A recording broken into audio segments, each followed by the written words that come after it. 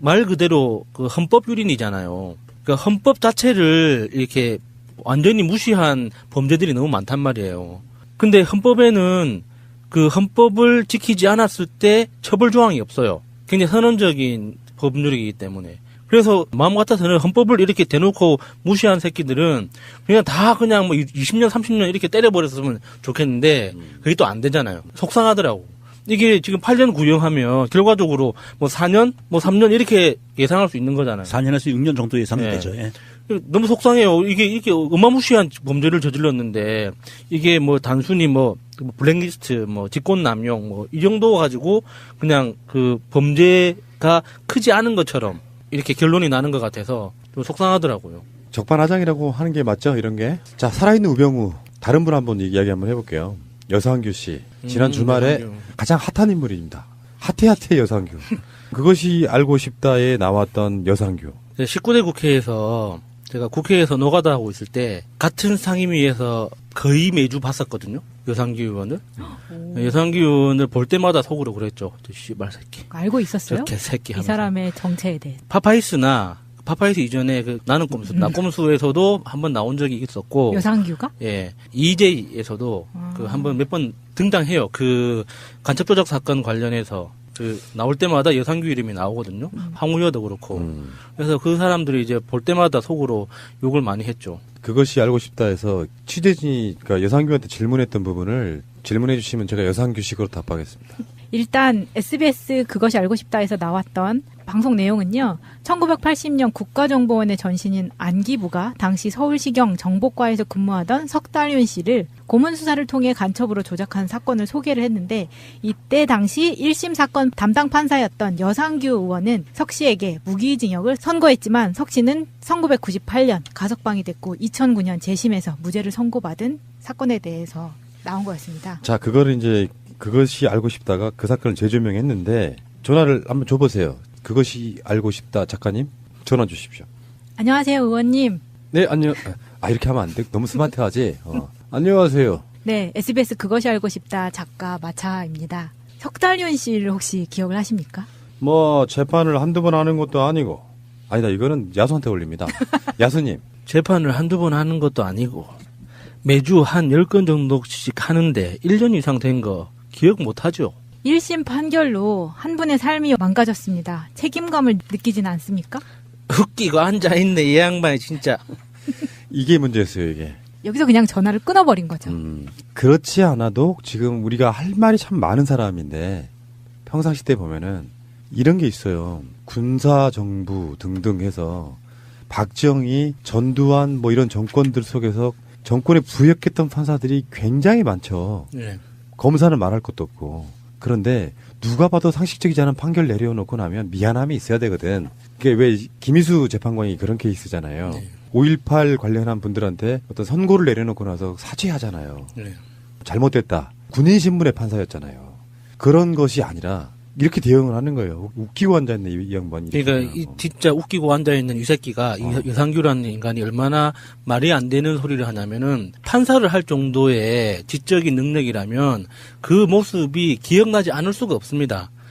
그러니까 석달윤 씨라는 분이 당했던 그 차마 입으로 꺼내기도 끔찍한 그 고문들 막 성기에 뭐 여러 가지 뭐 짓을 하고 뭐 매달고 때리고 했던 그렇게 몸이 망가진 사람이 제대로 걷지도 못하는 사람이 재판장에 들어와서 고꾸라지면서까지 그 선고를 내렸다면 그 모습이 왜 기억이 나지 않겠어요. 그게 20년 30년 지났다고 해서 그게 지났다고 해서 그 잊혀질 모습들이 아니거든요. 그게 한 주에 재판을 10건 아니라 100건 1000건을 한다고 그래도 그렇게 특이한 건 사람이라면 기억날 수밖에 없는 거예요.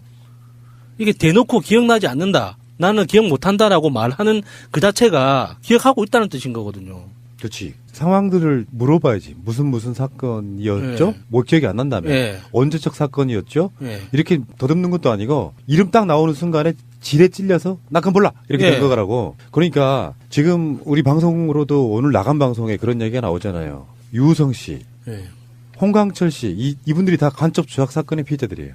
이때 이런 사람을 똑바로 처벌을 안 했기 때문에 이 사람이 지금 48년생이거든요. 근데 그게 2000년대까지 오는 거예요. 맞아요. 그거 말고도 지금 그런 짓거리를 했던 정치인들이 있어요. 판사나 검사로 있으면서. 양승태도 그런 사람들. 그렇죠. 김기춘, 황우여, 양승태, 정영근, 안강민, 뭐 이미윤 등 간첩 조작 사건과 관련된 사람들에 대한 비판이라는 게 제가 우리가 자주 가는 식당 있잖아요. 네. 거기 가서 그 사장님한테 최근에 들었던 이야기인데 시골에 살면서 그 동네 토백이었는데 온 가족이 간첩단으로 몰려가지고 다 잡혀가가지고 지금까지도 자기는 간첩단이 있었다고 확신한다는 이야기 비슷하게 얘기를 하시더라고요. 내가 설명을 해줬어요. 그 당시에 그런 식으로 간첩으로 있었을 법한 사람들은 다 조작된 거다. 사실상 맞습니다. 그래서 군사정권이 좀 흔들린다 그러면은 무조건 간첩단 사건 터뜨리는 그런 방식으로. 그냥 지르는 건 아니고요. 예를 들어서 북한에서 탈북한 사람이 뭐 자기 가족을 잠깐 찾아온다라거나 뭐 그런 시절의 것들이 꽤 있었다 그러더라고요. 요걸 다 간첩으로 엮어가지고 불어 해서 안 불면 고문하고 네. 고문 당하다가 뭐 죽거나 몸에 상해를 입거나. 근데 그 상황에서 그런 판결을 내린 것 자체가 잘못이긴 하지만 그런 사람들이 자기 과거에 대한 통렬한 반성이 없이는 이 사회가 나아질 수가 없는 거죠. 그러니까 이것 때문에 청와대 게시판에 국민청원이 올리고 이런 사람들 처벌해달라고 청원을 올리는데, 그러니까 그렇게 단시간 안에 우리가 뭔가 할 수 있는 행동을 바로 하는 것도 굉장히 좋은 일이에요. 그런데 이런 쓰레기들이 국회의원까지 할 수 있는 이유는 우리가 계속 까먹기 때문이거든요. 그러니까 나라에서 그 역사 교육을 제대로 하지 않는다고 해서 우리가 성인이 된 이후에 또 그 공부하는 걸 포기해요. 현대사를 공부를 하다 보면 이런 사람들 이름을 볼 수밖에 없거든요. 네, 보고 잊지 않아야 돼요. 그래서 이런 사람들이 정치권에 들어오려고 할 때 목소리를 내고 낙선운동을 하고 또 시민으로서 그 행동을 해야 되는데 다 까먹고 있다가 이렇게 한번 딱 붉어졌을 때 청와대 게시판에 우르르 몰려가서 하면 그것도 그 좋은 행동이긴 하지만 그것보다 이런 사람들이 원천적으로 사회에 진출하지 못하도록 하려면 우리가 계속 공부하고 기억해야 되는 거거든요. 근데 사람들이 너무 쉽게 잊는 것 같아요. 자, 야수님을 기억위원회 위원장으로 임명합니다. 다 기억해 주세요. 죄송합니다. 내일 까먹겠습니다. 근데 이게 TV에 나와서 지금 주말 내내 달궈진 거긴 한데 지금은 사실은 환경이 많이 바뀌었기 때문에 이 사람이 예전같이 예를 들어서 80년도에 이 사람을 파헤쳤다. 그럼 지금 같은 여파가 없었을 것 같거든요. 네. 그래서 그 점에서 좀 다른 것 같고 이 사람의 경력을 보면요. 이렇게 화려할 수가 없어요. 지금까지 예를 들어서 석달윤에 대한 그런 판결이 잘못되었다 하더라도 이 사람은 눈 하나 깜짝 안 했을 그런 삶을 살았던 것 같아요. 맞습니다. 네. 그런데 이 사람이 지금 현재 자유한국당의 정치보복특별위원회 자문위원이라는 거죠. 그리고 이 사람은 지금 계속해서 문재인 대통령을 노무현 대통령을 자살로 몰아간 책임 있는 장본인이라는 그런 식의 막말들을 계속해서 했던 사람이거든요. 자기 반성 없이 정말 뻔뻔하게 살아가는 거예요. 좋은 자리 국회의원 유지하면서 특정 지역에 내려가서 공천 받으면은 그걸로 그냥 자기 예. 영화를 누리고 사는 거죠. 도대체 국회의원이라는 감투를 쓴 그 어떤 공직에 있는 사람 입에서 어떻게 감히 이런 고문 조작 사건에 의해서 피해자가 된 이런 사람들에 대한 인터뷰를 하는데 어떻게 감히 웃기고 앉아있네 이런 말이 나옵니까? 이건 인간으로서 뱉을 수 없는 말인데도 불구하고 이 말을 들으면 듣는 사람들이나 그 피해자 가족들 눈에서 피눈물 납니다. 이건 말도 안 되는 짓이고요. 아까 야수님이 얘기했다시피 마차님도 얘기했다시피 예전에 처벌을 못했기 때문에 이게 계속 오는 거예요. 이런 사람들이 그냥 승승장구하고 살아왔던 게 대한민국의 역사였어요, 사실은. 그리고 대한민국의 최초의 간첩 조작 사건은요, 박정희하고 김종필이 일으켰습니다. 박정희하고 김종필이 정권을 잡고 나서 박정희 큰형 박상희의 아주 절친이었던 황태성 씨가 김일성으로부터 특명을 받고 특사로 내려왔는데 이 사람을 간첩으로 몰아서 처형을 해버려요. 그랬던 사람들이 아주 뿌리 깊게 이게 이어져 내려오는 이 적폐 세력들이 대한민국을 지금까지 이렇게 망가뜨리고 있는 거예요. 그러니까 이 사람이 국가인권위원회 조정위원인 적도 있었어요. 아, 씨발 욕 나온다 진짜. 그리고 2008년부터 3선 당선이 되면서 의원을 지금 유지를 하고 있는데 경남 사천시 남해군 하동군 득표율이 50% 이상을 항상 유지를 하고 있거든요. 이 지역 정말 정신 차려야 됩니다. 이번엔 뺏을 것 같아요. 근데 실제로 그 현실에서 이 사람을 직접 보면, 그러니까 그런 배경 지식 없이 보잖아요. 정말 훌륭해 보입니다. 이게 호리호리하니 백발이거든요. 그리고 얼굴도 굉장히 깨끗해요. 그러니까 누가 봐도 고결한 선비 같은 그런 인상이에요. 악마의 가면인 거지, 네. 사실은. 근데 보니까 영화 1987에 나온 허위 자백을 받아서 간첩으로 조작 수십 년의 형을 받게 만든 이들이 현재 우리나라의 국방부에 17명, 국가정보원에 7명, 경찰청에 2명, 복지부에 1명이 지금도 공무원으로 있다는 거고요. 그러니까 그런 식으로 이런 제안 하나 드리고 싶어요. 이런 어떤 민간위원회를 하나 만들었으면 좋겠어. 정권에서 검찰이나 등등에서 이런 걸 하게 되면 또 정치보복 프레임에 또 빠져요. 그러니까 국민들이 일치 단결해가지고 이런 과거사에 관련해서 자기 반성하지 않는 정말로 나쁜 새끼들 명단을 지속적으로 발굴해내고 그것을 언론사에 알리고 예를 들어서 정치권에도 계속 띄우고 하면서 그 독재에 부역했던 자들이 그냥 그 소극적 부역 있잖아요. 네. 뭐 그냥 자리 보장하느라고 그거 빼고 적극적으로 부역해서 우리나라 국민들의 인권과 생명권 같은 것을 앗아간 자들, 뭐 고영주 같은 인물도 박근혜 정권까지는 승승장구했던 거 아닙니까? 네. 그런 관점에서 봤을 때는 민간 기구가 하나 만들어져가지고 끊임없이 이 사람들의 악행을 알리는 그런 게 좀 있었으면 좋겠다 이런 생각이 드는 거죠. 아이고, 근데 국가라는 게 어느 날 갑자기 바뀌진 않습니다. 이게 여상규가 자기 발목 찍은 거야. 막 할 일이 많으니까 우리들도 이런 생각 못 하고 있잖아요. 까먹고 있잖아. 네. 근데 전화 잘 받았으면 그냥 조용히 넘어갔을 거야. 그때는 좀 그렇죠. 네. 이런 말이잖아요. 그때는 좀 유감이었습니다. 저도 어쩔 수 없었습니다라고 했으면 그렇게 막 분통 터뜨리지 않았을 거라고. 웃기고 앉아있네라 그랬죠. 우리는 웃기고 자빠졌네라는 이야기를 해주고 싶어요. 그러니까 그 모든 게 알고 있다는 게 너무 그 강한 심증을 주는 거예요. 그렇죠.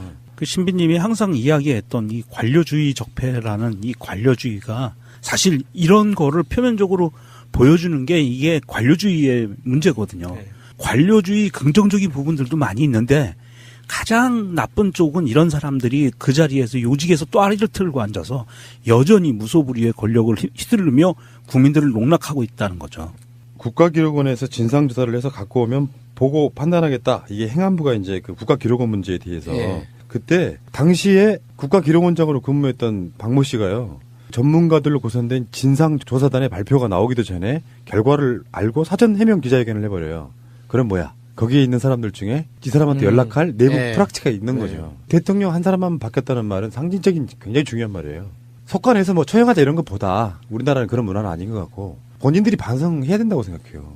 아베의 대표적인 모습도 그런 거 아닙니까? 반성이 없는 가운데 우리가 땅을 치는 것 중에 하나가 전두환과 노태우를 살려준 거. 사람들이나 그 피해자 가족들은 눈에서 피눈물 납니다. 이건 말도 안 되는 짓이고요. 아까 야수님이 얘기했다시피 마차님도 얘기했다시피 예전에 처벌을 못했기 때문에 이게 계속 오는 거예요. 이런 사람들이 그냥 승승장구하고 살아왔던 게 대한민국의 역사였어요, 사실은. 그리고 대한민국의 최초의 간첩 조작 사건은요, 박정희하고 김종필이 일으켰습니다. 박정희하고 김종필이 정권을 잡고 나서 박정희 큰형 박상희의 아주 절친이었던 황태성 씨가 김일성으로부터 특명을 받고 특사로 내려왔는데 이 사람을 간첩으로 몰아서 처형을 해버려요. 그랬던 사람들이 아주 뿌리 깊게 이게 이어져 내려오는 이 적폐 세력들이 대한민국을 지금까지 이렇게 망가뜨리고 있는 거예요. 그러니까 이 사람이 국가인권위원회 조정위원인 적도 있었어요. 아, 씨발 욕 나온다 진짜.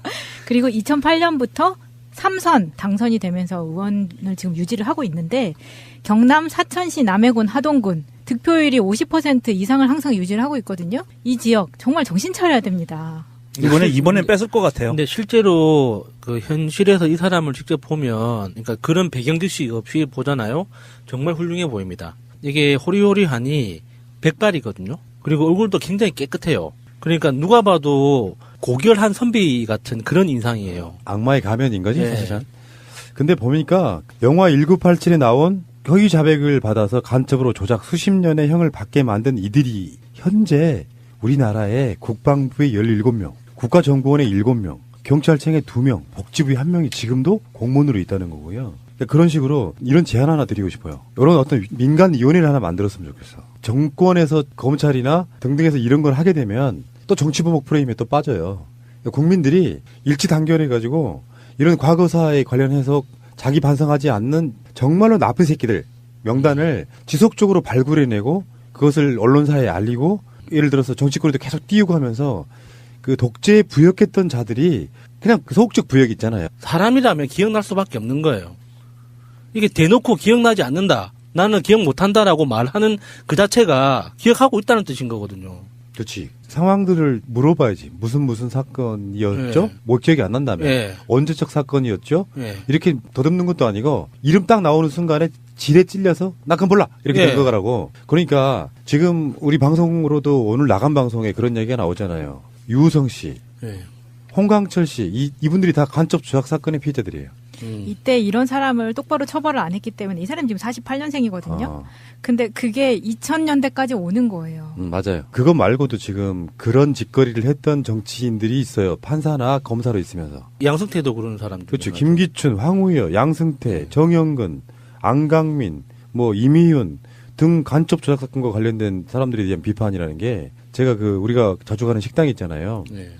거기 가서 그 사장님한테 최근에 들었던 이야기인데 시골에 살면서 그 동네 토백이었는데 온 가족이 간첩단으로 몰려가지고 다 잡혀가가지고 지금까지도 자기는 간첩단이 있었다고 확신한다는 이야기 비슷하게 얘기를 하시더라고요.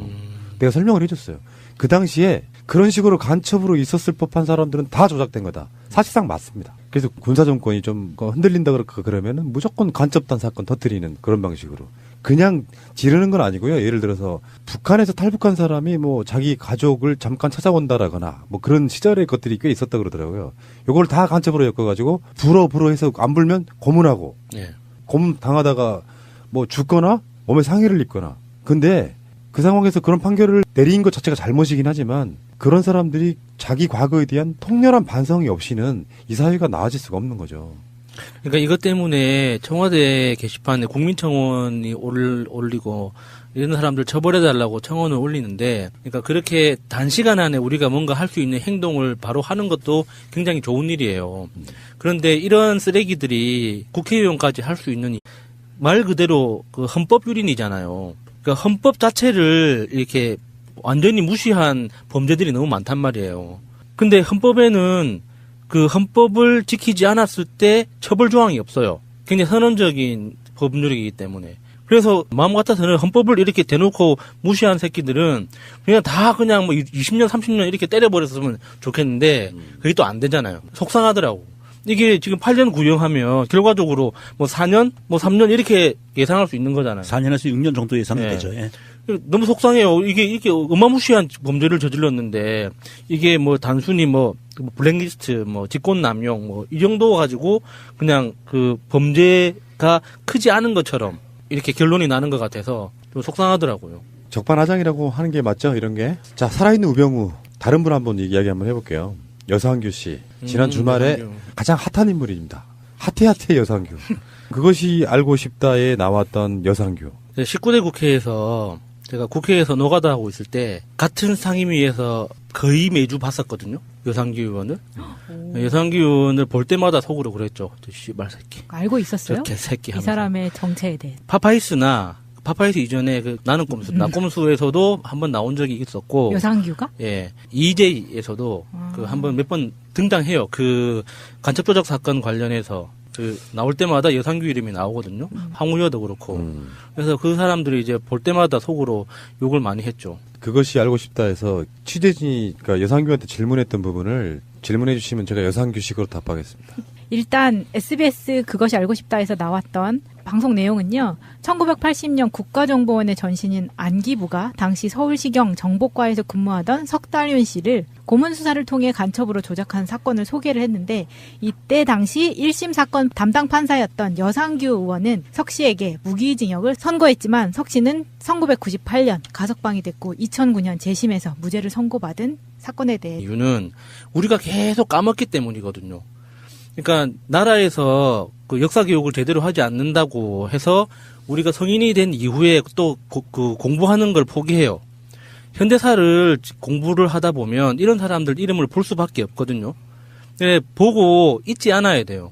그래서 이런 사람들이 정치권에 들어오려고 할 때 목소리를 내고 낙선 운동을 하고 또 시민으로서 그 행동을 해야 되는데 다 까먹고 있다가 이렇게 한번 딱 붉어졌을 때 청와대 게시판에 우르르 몰려가서 하면 그것도 그 좋은 행동이긴 하지만 그것보다 이런 사람들이 원천적으로 사회에 진출하지 못하도록 하려면 우리가 계속 공부하고 기억해야 되는 거거든요. 근데 사람들이 너무 쉽게 있는 것 같아요. 자, 야수님을 기억위원회 위원장으로 임명합니다. 다 기억해 주세요. 죄송합니다. 내일 까먹겠습니다. 근데 이게 TV에 나와서 지금 주말 내내 달궈진 거긴 한데 지금은 사실은 환경이 많이 바뀌었기 때문에 이 사람이 예전같이 예를 들어서 80년도에 이 사람을 파헤쳤다. 그럼 지금 같은 여파가 없었을 것 같거든요. 그래서 그 점에서 좀 다른 것 같고 이 사람의 경력을 보면요. 이렇게 화려할 수가 없어요. 지금까지 예를 들어서 석달윤에 대한 그런 판결이 잘못되었다 하더라도 이 사람은 눈 하나 깜짝 안 했을 그런 삶을 살았던 것 같아요. 맞습니다. 네. 그런데 이 사람이 지금 현재 자유한국당의 정치보복특별위원회 자문위원이라는 거죠. 그리고 이 사람은 지금 계속해서 문재인 대통령을 노무현 대통령을 자살로 몰아간 책임 있는 장본인이라는 그런 식의 막말들을 계속해서 했던 사람이거든요. 자기 반성 없이 정말 뻔뻔하게 살아가는 거예요. 좋은 자리 국회의원 유지하면서 특정 지역에 내려가서 공천 받으면은 그걸로 그냥 자기 예. 영화를 누리고 사는 거죠. 도대체 국회의원이라는 감투를 쓴 그 어떤 공직에 있는 사람 입에서 어떻게 감히 이런 고문 조작 사건에 의해서 피해자가 된 이런 사람들에 대한 인터뷰를 하는데 어떻게 감히 웃기고 앉아있네 이런 말이 나옵니까? 이건 인간으로서 뱉을 수 없는 말인데도 불구하고 이 말을 들으면 듣는 사람 그래서 나온 거였습니다. 자, 그거를 이제 그것이 알고 싶다가 그 사건을 재조명했는데 전화를 한번 줘보세요. 그것이 알고 싶다 작가님 전화 주십시오. 안녕하세요, 의원님. 네, 안녕. 이렇게 하면 안 돼. 너무 스마트하지. 안녕하세요. 네, SBS 그것이 알고 싶다 작가 마차입니다. 석달윤 씨를 혹시 기억을 하십니까? 뭐 재판을 한두 번 하는 것도 아니고 아니다. 이거는 야수한테 올립니다. 야수님. 재판을 한두 번 하는 것도 아니고 매주 한 10건 정도씩 하는데 1년 이상 된 거 기억 못하죠? 1심 판결로 한 분의 삶이 망가졌습니다. 책임감을 느끼진 않습니까? 웃기고 앉아있네 이 양반이 진짜. 이게 문제였어요, 이게. 여기서 그냥 전화를 끊어버린 거죠. 그렇지 않아도 지금 우리가 할 말이 참 많은 사람인데 평상시 때 보면은 이런 게 있어요. 군사정부 등등 해서 박정희, 전두환 뭐 이런 정권들 속에서 정권에 부역했던 판사들이 굉장히 많죠. 예. 검사는 말할 것도 없고. 그런데 누가 봐도 상식적이지 않은 판결 내려놓고 나면 미안함이 있어야 되거든. 그게 왜 김희수 재판관이 그런 케이스잖아요. 네. 5.18 관련한 분들한테 어떤 선고를 내려놓고 나서 사죄하잖아요. 예. 잘못됐다. 군인 신분의 판사였잖아요. 그런 것이 아니라 이렇게 대응을 하는 거예요. 웃기고 앉아있는 이 양반이. 그러니까 이 진짜 웃기고 앉아있는 이 새끼가 이 여상규라는 인간이 얼마나 말이 안 되는 소리를 하냐면은 판사를 할 정도의 지적인 능력이라면 그 모습이 기억나지 않을 수가 없습니다.